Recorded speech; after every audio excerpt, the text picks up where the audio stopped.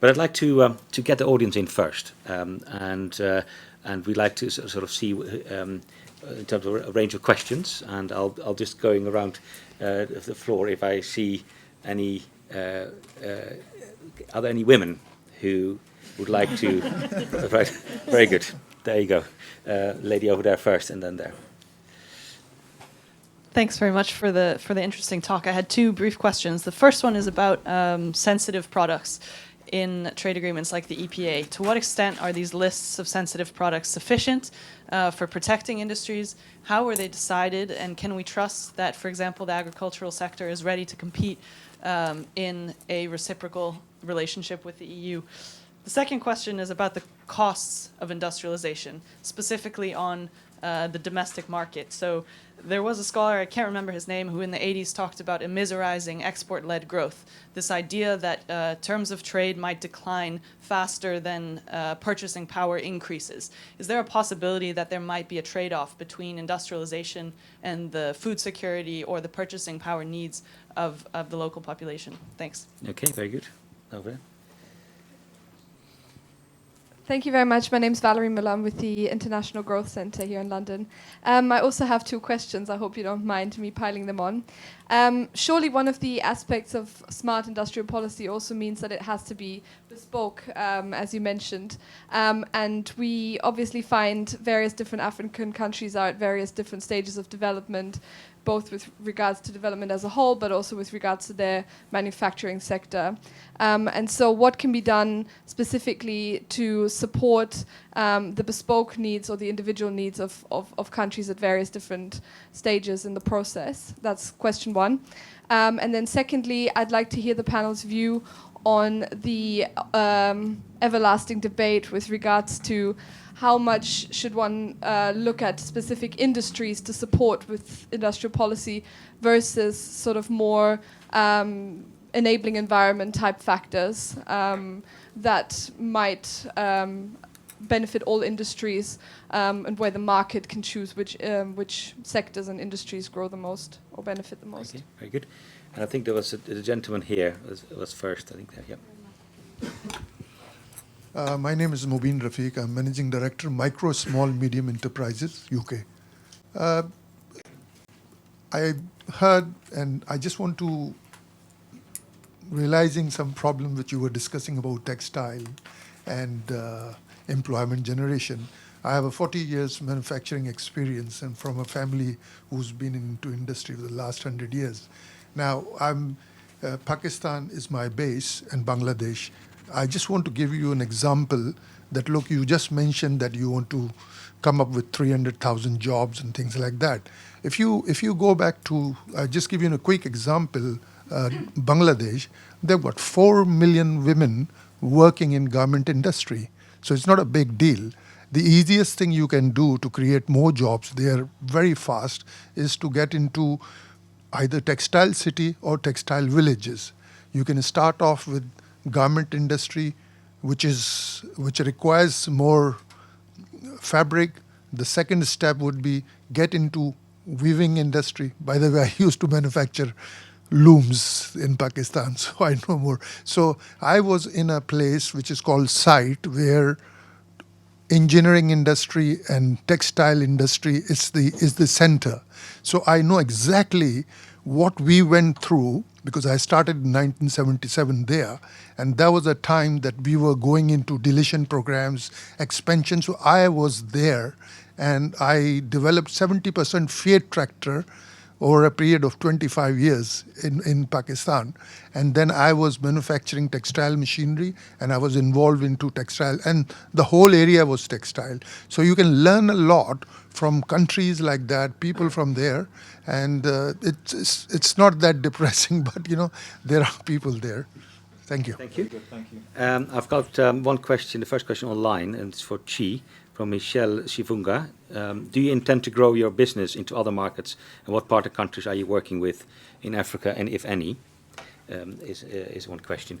Very good. So we've got some questions around, and I'd like to go to the panel, maybe David first and then Linda, about sensitive products and reciprocity, about the cost of industrialization, what is smart industrialization, the bespoke needs, and about targeting industries versus enabling environment. Maybe also something that Abby can look at as well, and something about the textile industry in particular. So maybe David, Sure. you'd like to go first. Trade, of course, takes place within a political economies and context. And part of the buy-in to trade agreements is for policymakers to have some assurance that they can protect certain sectors, certain policies, certain products, and so on.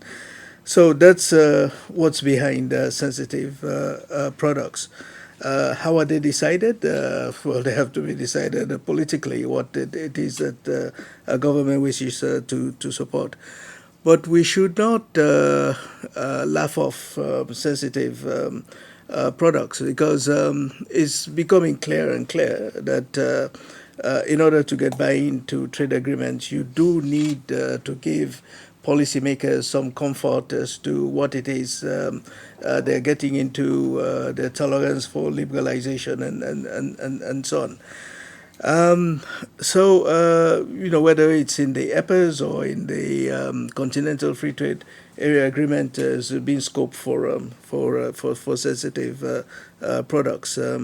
But the trick would be that over time to look to see what could be done to further liberalize or deal with inefficiencies that arise around sensitive products. But clearly they cannot be wished away. I don't know if you want me to tackle anything else. Why don't we first go to maybe Linda for the question maybe on targeting industries. So there was a discussion about enabling environment versus targeting specific industries, and I noticed that in the report you had a chapter specifically on the importance of targeting industries. So what do you mean by that, and why do you think that is helpful? I mean, I think, and this is somehow linked to the question of bespoke support by government and so on. Maybe I can give you an example. It's an example of Rwanda. So I used to work in Rwanda with the IGC, actually. And Rwanda has done a lot to improve its enabling environment and to make it easy for all firms to sort of invest and grow and export. However, it seems to me that the most effective policies that the government of Rwanda has put in place are when they started focusing on selected sectors and deciding that this is the sector we want to promote for job creation, for exports and so on and so forth. And we are going to do whatever it takes to bring this sector to success.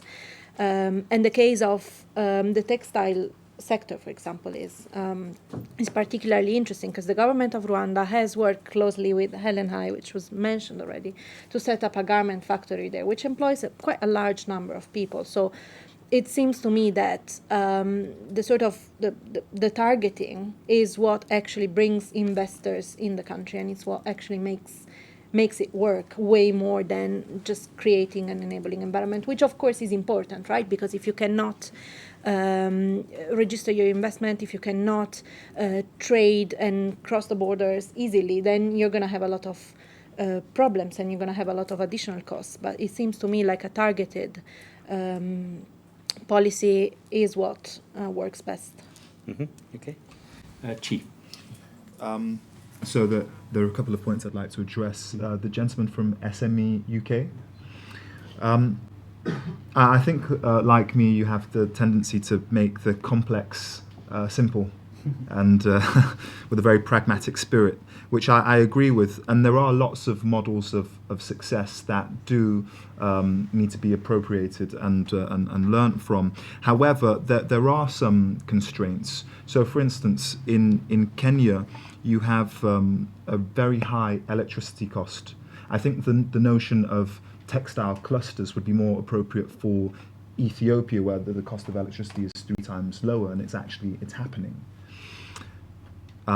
So that was the first point. There was a question online. I think the lady asked, do I intend to grow the business? Exactly. Which markets, which partners? Okay. Do I intend to grow the business? Absolutely.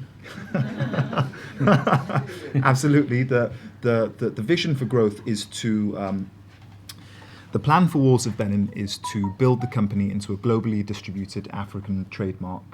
And the plan to grow beyond that is to acquire other brands in this space to create an African LVMH, if you like, an asset more valuable than the sum of its parts, a company that owns other brands and trademarks. That's a very big vision, and so it's necessary to be focused and very specific and intentional. And so I'm very much focused on working with Kenya. However, one of our fellow committee members is a director at DHL, and we've been discussing partnering with DHL, and they have great contacts in Rwanda, and the Rwandan government are very keen to support textile manufacturing and such. So potentially Rwanda next. Okay, very good. Abi. Okay, I think I would like to go back to the first question and just to make some contributions towards that. The first one was, I think you said, is Africa ready to compete with the European Union in terms of agricultural exports? Even if we are talking about industrialization here, I think agro-processing can be a component that we should discuss at some point. But going back to your question, I think yes. I was in discussion with the East African community economists recently, and they have signed up to the SPS of the European Union, sanitation and photosanitary standards and certification. And when I walked to Coop supermarket the other week, I saw some agricultural products from Kenya. Therefore, I think we are processing and respecting certification standards that Europe requires to populate the market. That is one evidence which tallies with what the economists from the East African community told me. So I think I should say Africa is ready. I think you can sense the optimism already now. In terms of the trade-off between industrialization and food security, I think you highlighted the weakness of some of the industrialization drive that is existing in the continent, because it is not strongly linked with agriculture. Therefore, the agricultural-led industrialization strategy laid out by some countries is an example to follow. The second point I have is, I think, on the question from the colleague from ODI. Am I right? You asked that, can we leave this enabling environment to the market, or can we trust the market? Yeah. Yeah, basically the view of the panel as to what approach should be taken. I think industrialization is so dear to leave it to the market. That is my view. Therefore, there is a need for government intervention. That's why trade policy is designed by government, supported and facilitated by governments. So there is a role for government intervention. Okay. That leads me into this question online, which I also already sort of anticipated around Mintumba, which is from Patrick Katabazi. He's Ugandan, but he's online from Ireland. And he says, one of the key exports from Africa, particularly Uganda, is textiles. As part of the wider reforms to boost the textile industry in East African region, East African Summit of Heads of State passed a resolution to ban limit importation of used clothes over a period of 4 years. Now, when countries move ahead with this strategy, the USA is alleged to be threatening these countries with retaliation should they go ahead. What advice would you have for African policymakers in this area? So this is a live issue. Over the last 2 weeks or the last week, US has sent this ultimatum. So what advice would you have? What analysis would you provide? What as a researcher, what would you say? David, maybe you first, and then maybe everybody in the panel.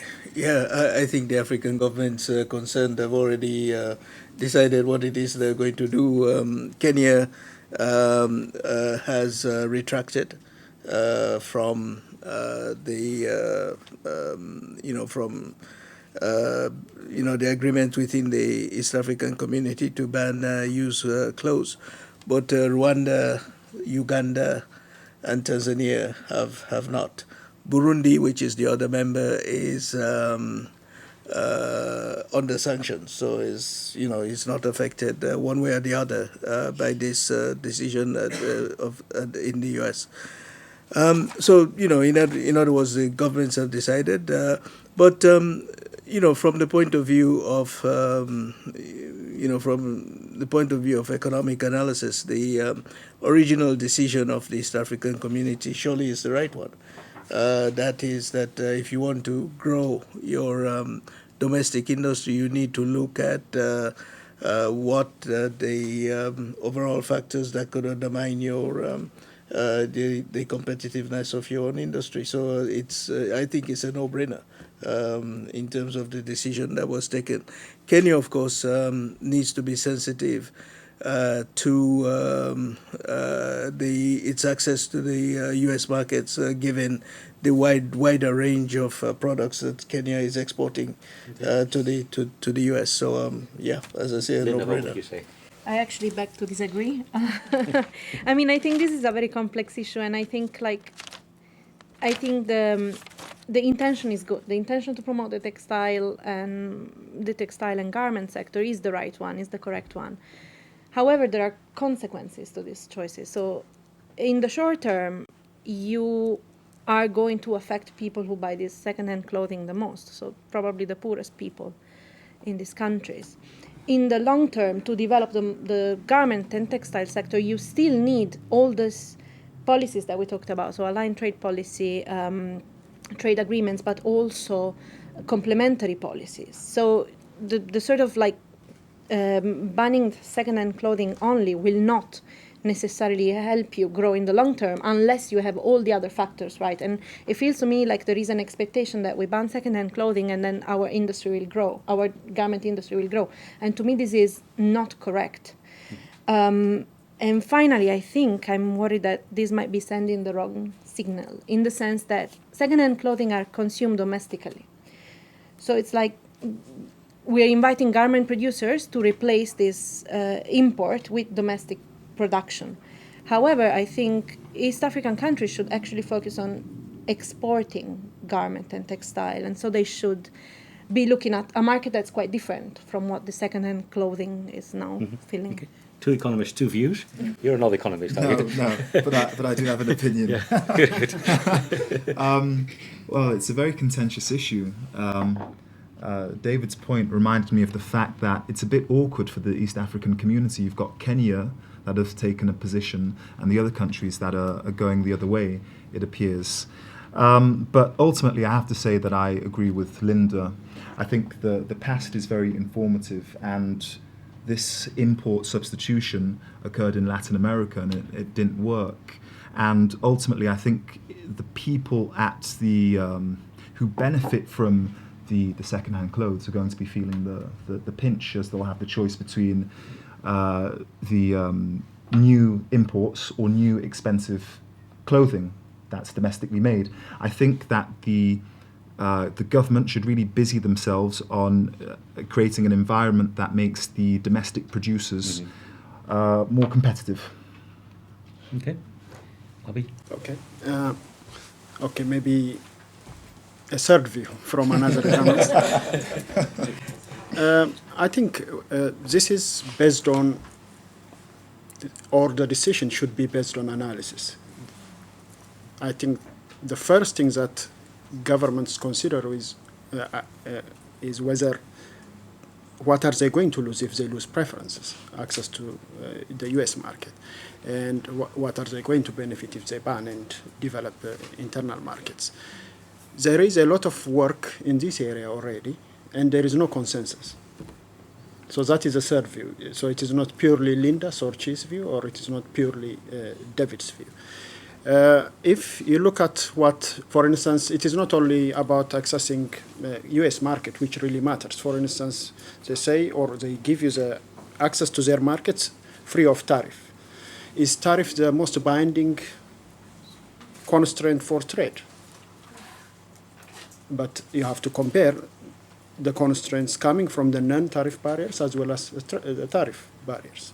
Not necessarily. For instance, Japan gives you a zero tariff access to the market, and many countries which jumped on the chance to take advantage of these preferences didn't benefit. Mainly, this result suggests that non-tariff barriers are more prevalent. So everything depends on the evidence, and we have to go to our basement and do more research on preferences data at the product level, which we haven't done. The US has given us a week.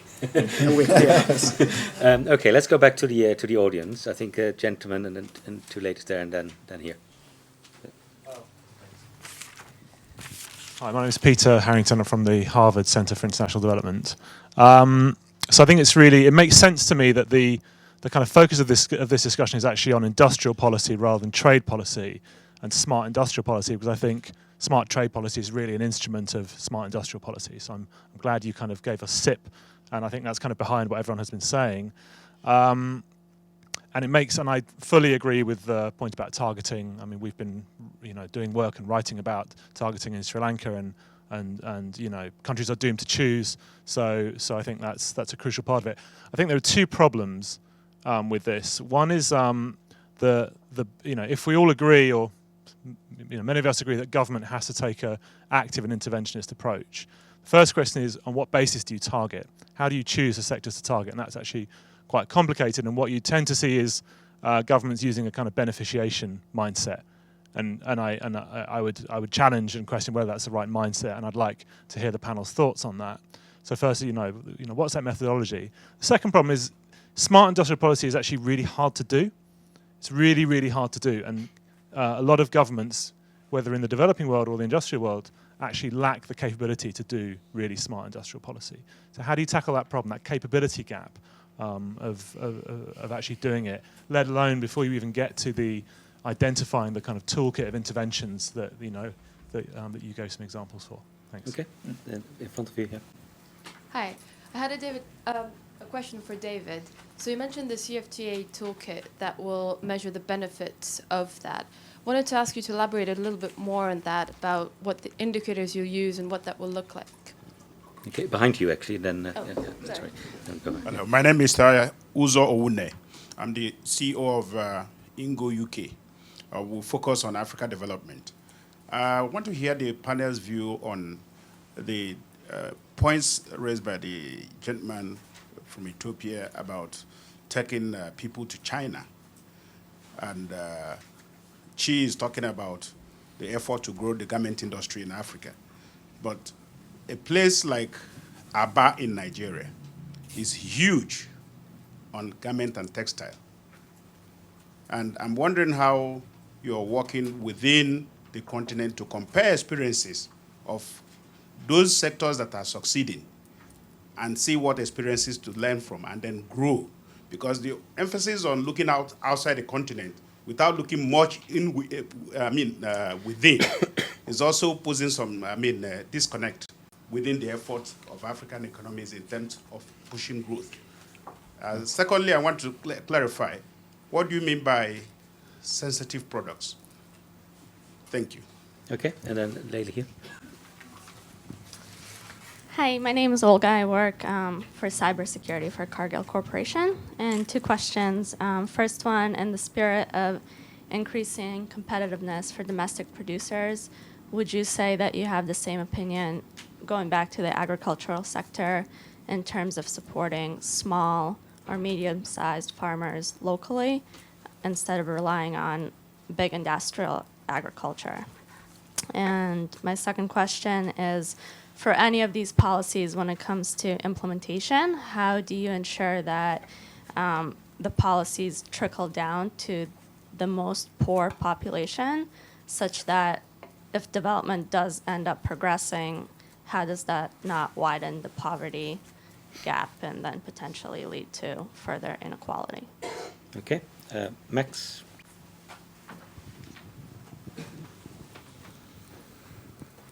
Thank you. Max Mendez-Parra from ODI.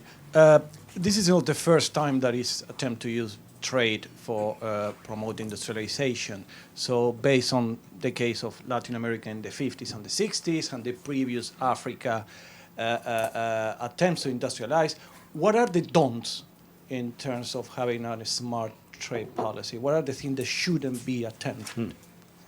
What is not smart? Very good. I think the lady here on the right, and then we go back to the panel. Thank you very much for the interesting discussion. I'm from University College London. I'm at the moment researching the China's investment in Africa, especially for those industrial zones and industrial parks. So I think at the moment I'm very concerning about the linkage between those industry parks and the local backward and forward linkage, as well as those knowledge spillovers. So what do you think in the future something can be done from both sides to strengthen this linkage between China and Africa in terms of this spatial industrial strategy? Yeah. We hope to come to others in a minute. I think that's an interesting question, exactly, sort of what are the linkages in terms of industrial parks with the rest of the economy. And in China it's been going very successfully, and then how does that work in African countries? And that's an important question. There are a range of questions here. You don't have to answer all of them, but they are around sort of analysis. How do you choose? What are the right sectors? What are the sort of the types of analyses that you can use? And I mean, this meeting is co-organized by the Supporting Economic Transformation Program, which has a range of techniques to think around where is your biggest bang for the buck, whether you can use a household product space analysis or multiplier analysis or a range of others to think about what are some of the technically smart issues. But I think we need to also think about the implementation capacity as well. There were questions there. A question about CFTA scorecard. And questions around what is not smart. So what are sort of things, the type of trade policy that have been used for industrialization that are not smart? Maybe we should go to David first, and then again we go to the panel. Then maybe one final round after that. Yeah. So keep it in 2 or 3 minutes, maybe. Sure. Yeah. On the scorecard, of course, there are a number of indexes that are already out there, whether it's the services restriction index, the doing business index, the World Economic Forum, etc. What we're doing is we're looking to see how to customize what's already out there for the CFTA. And essentially that's how we're working on selecting the dimensions that we're going to look at, and then the indicators. For some of them, the indicators that are already out there could be used. So in some cases, we may need to do some surveys in order to get the data that we'll need for the indicators. But basically, we'll be not starting from scratch, but building up on what's already there. I think I would also just very briefly speak to this issue of capacity and capability. My own view on this is that until you start doing it, you are not going to have the capability or the capacity to do it. The very process of getting into it helps you to build the capacity. But if you're going to sit back and say, I don't have it and I can't do it, then it will never happen.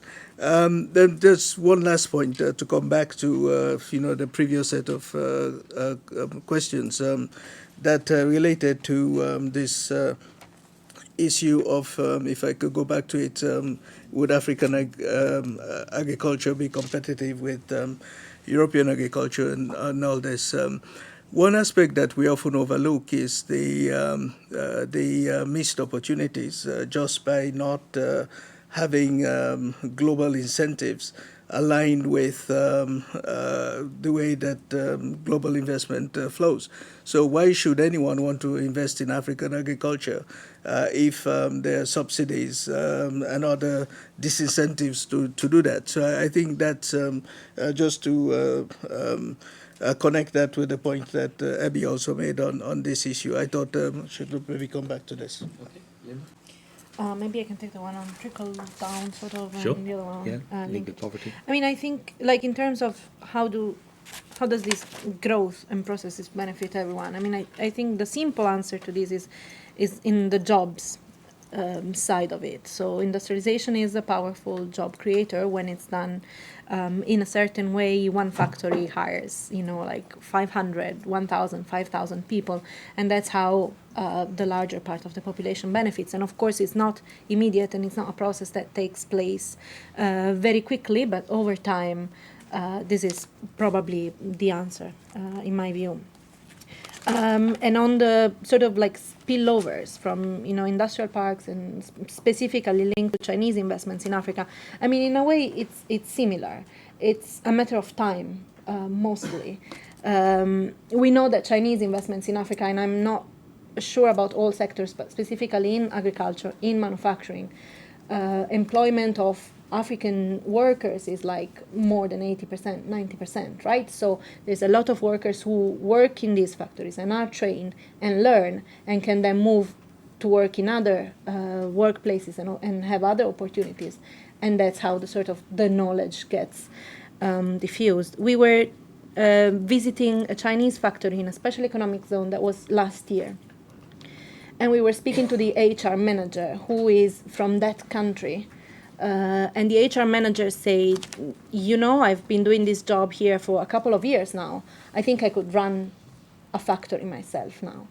So it is a process. It takes time, but people eventually learn, and that's how the sort of linkages and spillovers happen. And of course, you can also facilitate that with policies, local content, and so on and so forth. But it's not immediate, it's a process. Okay, very good. Chi? Starting with Max's question, I think maybe graft and state capture should be avoided. No more guptas. That should definitely be avoided. So that was a very interesting question in regard to how sectors should be chosen, and I don't have all the knowledge of all the economic computations. So I was thinking from a philosophical point of view, utilitarianism, pragmatism. Africa has a job issue and a demographic dividend that can be a real problem unless the pace of job increases. And so, as I mentioned, agriculture is the first largest employer in developing nations. The second is manufacturing, so that I think should factor into the decision. And also looking at the way things have worked in the past. Industrialisation, manufacturing is a necessary step along the way. There was, I don't know if that answers your question, I hope that helps somewhat. There was a question, the gentleman from Ingo, UK. So you made a point about efforts vis-a-vis manufacturing in Nigeria, which I'm hearing about, but I'm sorry, what was the... Not too from Cameroon. Yes, of course. It's in Nigeria on the eastern side of it. Oh, right, okay. And there's a huge garment industry and footwear over there. So, and I'm thinking about why there are no conversation going on, to join up the efforts you are making and what is already happening in that area. Well, I think from that perspective, we need to consider the vast differences that exist on the continent, even between neighbouring countries. So before I mentioned the difference between the feasibility of having a textile park in Kenya as opposed to Ethiopia, or vice versa. It's more feasible in Kenya, whereby you've got a much lower cost of machinery, of electricity. So essentially, my answer is that each region, each country has very specific needs, and therefore they should be taken on a case-by-case basis. Okay. You can talk about afterwards a bit more. Talking about joined up efforts. Yeah. In what? you can follow that up. Okay. You can jointly follow that up. People to China for trading, and where we can build the capacities from within the continent in Africa. Yeah, that's a good point. Abi, if I may just very briefly, as I understand it, Cameroon is in Central Africa, and so is part of the economic community for Central African states. Nigeria is in ECOWAS. Cameroon is applying to be in ECOWAS. Yeah. Well, it has not happened yet. All I'm saying is that the preferential arrangements in ECOWAS do not yet apply to Cameroon. So you do have, again, these, what we're trying to achieve through the continental free trade area, where you would have,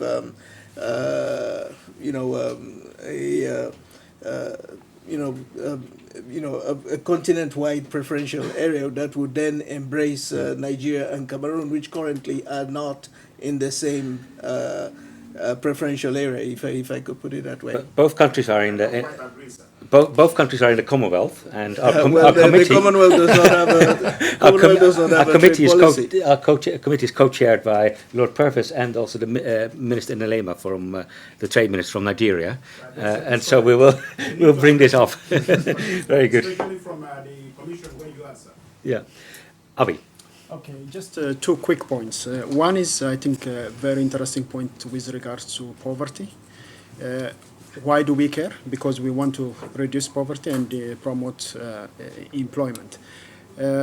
For the industrialization activities that are taking place, I think if we look at some of the activities taking root in much of Africa, they're labor intensive, and predominantly they are targeting also women. Therefore, in that count, they are contributing a lot to reducing poverty for the disadvantaged population. But there is one qualification that I would like to make there. Are the jobs that are provided through the industrialization efforts decent? Is there a very respectable employment relationship between employers and employees? These are outstanding questions that we are investigating right now, actually, for one national human development report. Mm-hmm. This is the intellectual effort that we should spend more time on. Okay. Therefore, we don't have answer for those. And one final comment on what not to do. Yeah. From economic history or from past industrialization efforts, we know that some African countries in the 1960s or Latin America prior to that have adopted ISI, import substitution strategy. Nothing wrong with that by design, but the mistake was the protection given for the infant industries was indefinite. So we should have a time-bound trade policy concept when it comes to protecting indigenous industries. And I suppose you can substitute imports by promoting domestic capabilities rather than banning them. Maybe that's one way of doing it. So what I'd like to do is just get quickly some questions in, and then I'll give the panel one final last word, just half a minute each. Two questions there. Because we're close to 6 o'clock, so... My name is Akish. My name is Akish. I'm coming from an institute called Policy Institute for Africa Economy. My question is for panels. All of them 4 panels apart from you. Obviously, Africa need a job. Africa, 90% of young people, 25 years old downward, need a job, people there. The problem in Africa, we have agricultures, it's been dead because we have a cheapest good coming from everywhere in the world and damage to Africa. For the panels, how do you target this kind of thing? Protectionism. Our governments, the government in Africa, they're all of them, they are puppets.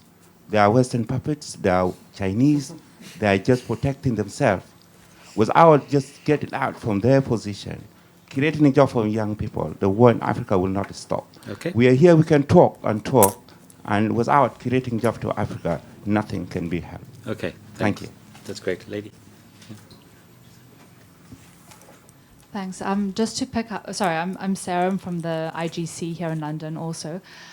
Just to pick up a bit on what you said, Dirk, about the anti-ISI policies, and just to ask in terms of like what government interventions are there to really take local content policies deeper, like thinking of Ethiopia and the matchmaking that they do with foreign investors and local suppliers to raise domestic capabilities.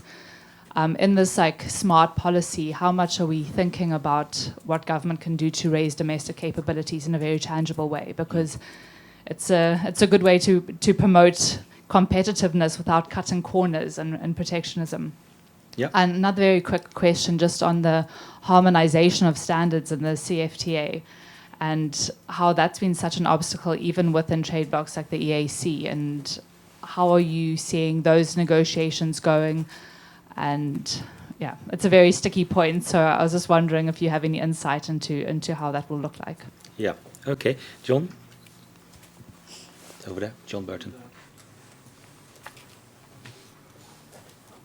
I'm John Burton from KPMG. I was just thinking about what drove other regions to industrialise, and I think low labour costs were a big part of that, but there are also other things like available energy and other things. But I just wondered, do you think that robot technology and artificial intelligence is going to take away the opportunity to use low labour costs as a driver for manufacturing? Thank you. Okay, thanks. That's. I suppose we need to keep it here. On robots and automation, that's something we're actually working on at the moment. So you need to wait for a few more weeks. That's when then we're launching another set report on particularly that issue around automation, digitalization, and the future of African manufacturing, which is actually an important issue. I'm not going to say what's going to be in it. You have to wait for a few more weeks. Panelists, take one issue, half a minute. What is the key issue you want to say? You may want to respond to the questions or just say what is the most smart about smart trade policy that you think we should take home? If you don't, well, if you don't mind, let me perhaps respond sure. to the question on standards in the CFTA.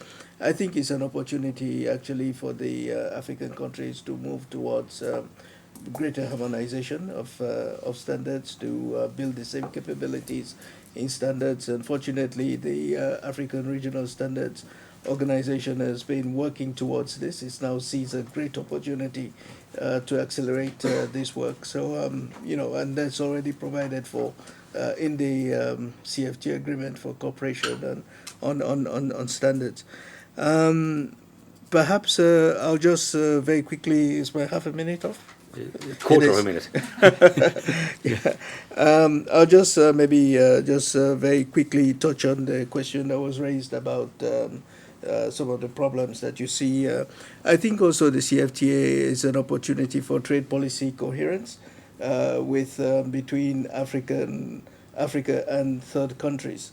So with China, where there's a lacuna, with India, even with the UK and all partners, I think the CFTA gives African countries the opportunity to approach third partners from a much more coherent perspective. That has been missing up till now. So many of these problems that you highlight hopefully could then be overcome through operating from a common approach on trade policy. Okay. So I'll stop there. Let me first go, before I go to Linda, Abi, maybe?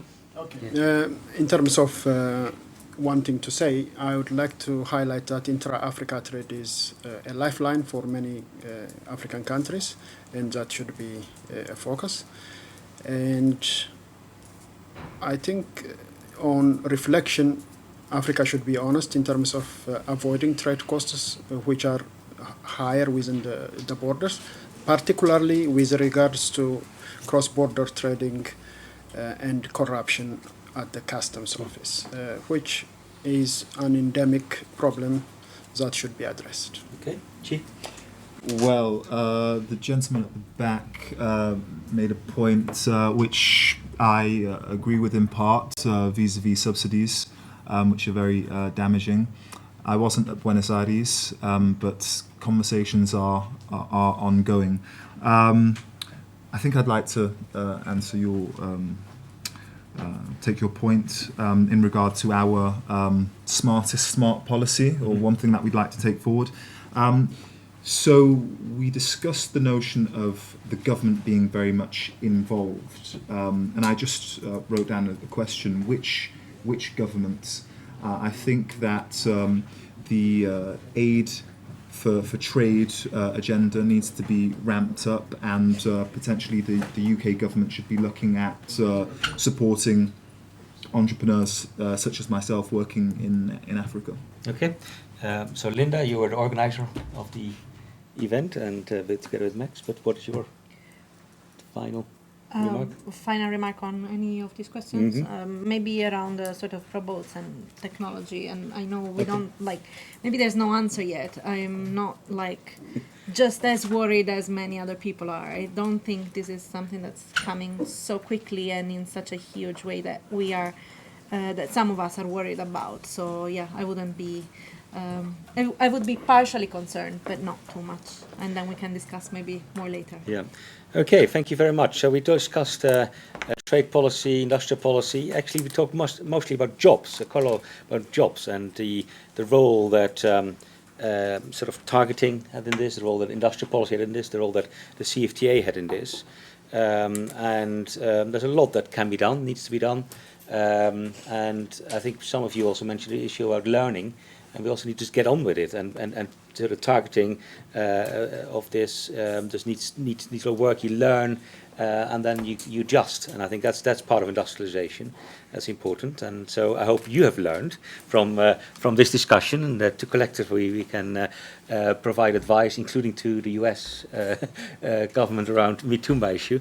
But thank you very much for coming. Do read the report, which is online, I think, the UNECA. Also read our reports on the SET website, the Supporting Economic Transformation website, which is very much related. And I'd like to thank you for coming and for contributing so much and so effectively to the conversation. But thanks first and foremost to the panelists for their excellent contribution. So thank you very much.